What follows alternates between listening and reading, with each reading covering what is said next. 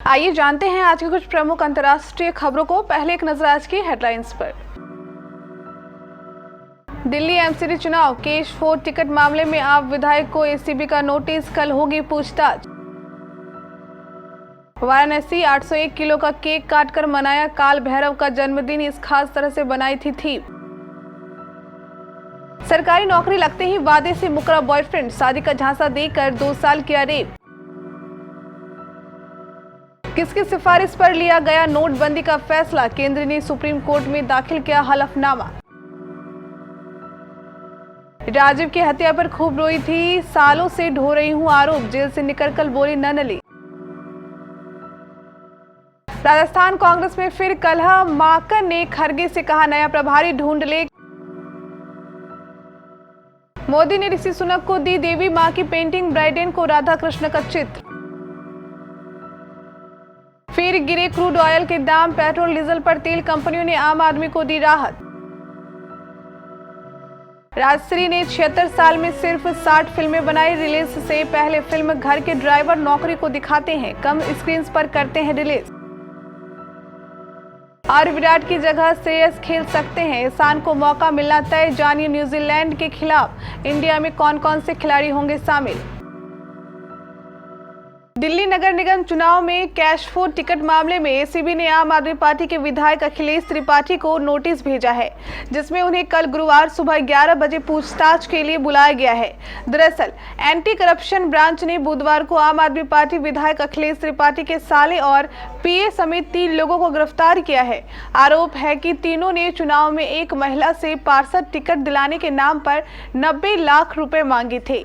गिरफ्तार किए गए आरोपियों में मॉडल टाउन से आप विधायक अखिलेश पति त्रिपाठी का साला ओम सिंह, पीए विशाल पांडे और एक अन्य आरोपी प्रिंस रघुवंशी शामिल हैं। उत्तर प्रदेश के वाराणसी में भैरव अष्टमी के मौके पर काल भैरव मंदिर में 801 किलो का केक काटा गया। आजादी का अमृत महोत्सव, बाबा मिल गए और प्रसाद के रूप में चढ़ाई जाने वाली शराब की बोतल की थीम पर केक बनवाए गए थे। पिछले साल के भैरव अष्टमी के मौके पर 701 किलो का केक काटा गया था। इसके लिए कोविड वैक्सीन की थीम पर केक तैयार कराया गया था। माना जाता है कि भैरव अष्टमी यानी दिन शिव के रौद्र रूप बाबा काल भैरव की उत्पत्ति हुई थी। भैरव अष्टमी पर कई सारे केक तैयार किए गए थे। यूपी के मेरठ में सनसनीखेज मामला सामने आया है। शादी के नाम पर पहले तो लड़की के साथ 2 साल तक शारीरिक संबंध बनाता रहा। जब युवक की सरकारी नौकरी लग गई तो अपने वादे से मुकर गया। युवती का कहना है कि युवक के भाई ने भी मुझे ब्लैकमेल कर मेरा रेप किया है। पुलिस ने पीड़िता से शिकायती आवेदन ले लिया है।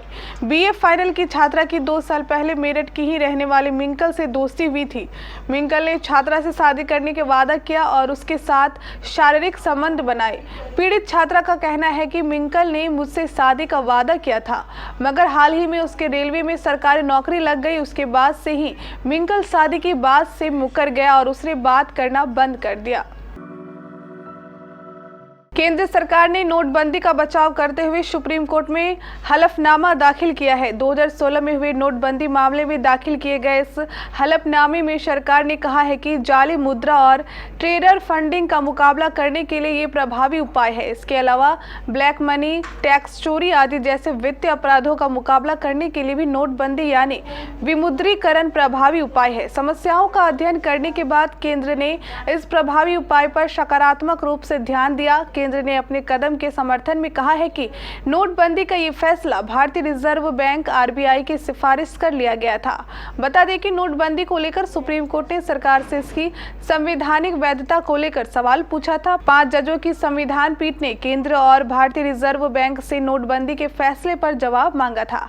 अदालत ने केंद्र और आरबीआई से 500 और 1000 रुपए के नोटों को बंद करने के फैसले को लेकर व्यापक हलफनामा दाखिल करने को कहा था। देश के पूर्व प्रधानमंत्री राजीव गांधी हत्याकांड मामले में बरी किए गए दोषियों में से एक नलिनी श्रीहरन का कहना है कि वह निर्दोष है। उन्होंने कहा कि जब पूर्व प्रधानमंत्री की मौत हुई तो वे कई दिनों तक रोई थी। उनका कहना है कि वह खुद कांग्रेस परिवार से है, लेकिन राजीव गांधी की हत्या का आरोप ढो रही है। नलिनी श्रीहरन ने बुधवार को प्रेस कॉन्फ्रेंस में कहा, मैं कांग्रेस परिवार से हूँ। जब इंदिरा गांधी की हत्या हुई थी हमने पूरा दिन कुछ नहीं खाया था। हम 4 दिनों तक रोए थे, यहाँ तक कि जब जब राजीव गांधी की हत्या हुई थी हम 3 दिन तक रोए थे, लेकिन मुझ पर उनकी हत्या का आरोप लगा। मैं तभी आराम से जी सकूंगी जब उनकी हत्या का आरोप पूरी तरह से मुझसे हट जाए। नलिनी ने कहा कि वह निर्दोष है, लेकिन उन्होंने इस सवाल का जवाब देने से इनकार कर दिया कि क्या वह जानती है कि पूर्व प्रधानमंत्री राजीव गांधी की हत्या के पीछे कौन था। राजस्थान कांग्रेस में एक बार फिर कलह दिखाई दे रही है। दिसंबर के पहले हफ्ते में भारत जोड़ो यात्रा राजस्थान में प्रवेश करेगी।